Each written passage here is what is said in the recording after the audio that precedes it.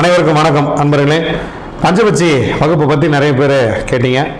ரொம்ப நாள் கேட்டுகிட்டே இருக்கீங்க, பஞ்சபட்சி வகுப்பு எடுங்க ஆன்லைனில் அப்படின்னு. ஸோ நம்ம நேரடியாகவே ஒரு வகுப்பு ஒன்று கண்டென்ட் பண்ணுறோம். 7/12/2025 அன்னைக்கு நம்ம வந்து காங்கேயம் பக்கத்தில் இருக்கக்கூடிய சிவன்மலை அங்கே நம்ம வகுப்பு நேரடி வகுப்பு ஆன்லைன் வகுப்பு ரெண்டுமே இருக்குது. ஸோ நீங்கள் நேரடியாகவும் இதில் கலந்துக்கலாம், ஆன்லைன்லேயும் கலந்துக்கலாம். 1ஆம் தேதி டிசம்பர் 1ஆம் தேதிக்குள்ள நீங்க புக் பண்ணிக்கோங்க.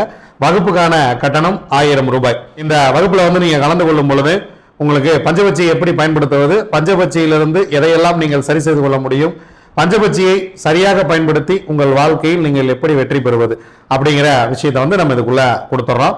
முழு நாள் வகுப்பாக இருக்கும். 7ஆம் தேதி காலையில் 10 மணிக்கு ஆரம்பிச்சுன்னா சாயந்தரம் 5 மணி வரைக்கும் முழு நேர வகுப்பு.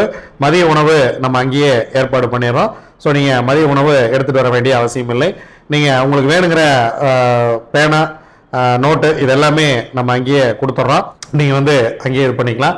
இந்த வகுப்புக்கு வரும் பொழுது உங்களுக்கு அங்கே என்ன இருக்கும் அப்படின்னா, அடுத்த வருடத்திற்கான பஞ்சபட்சி புத்தகம் அங்கேயே கிடைக்கும், நீங்கள் வாங்கிக்கலாம். அதே போல் பஞ்சபட்சியை பயன்படுத்தும் முறை அதையும் நம்ம அங்கே தெளிவாக உங்களுக்கு விளக்குறோம். நேரடியாக இதில் உங்களுக்கு ஏதேனும் சந்தேகம் இருந்தால் நம்ம கேட்டுக்கலாம். இதே வகுப்பு அன்னைக்கே ஆன்லைன்லையும் நடக்கும். என்னால் நேரடியாக கலந்து கொள்ள முடியாது அப்படிங்கிறவங்க ஆன்லைனில் இதில் கலந்துக்கலாம். நேரடியாக கலந்து கொள்பவர்கள் வாங்க, நம்ம நேரடியாக நிறைய சந்தேகங்கள் இருக்கு. அந்த சந்தேகங்களை உங்களுக்கு நான் நிவர்த்தி பண்றேன்.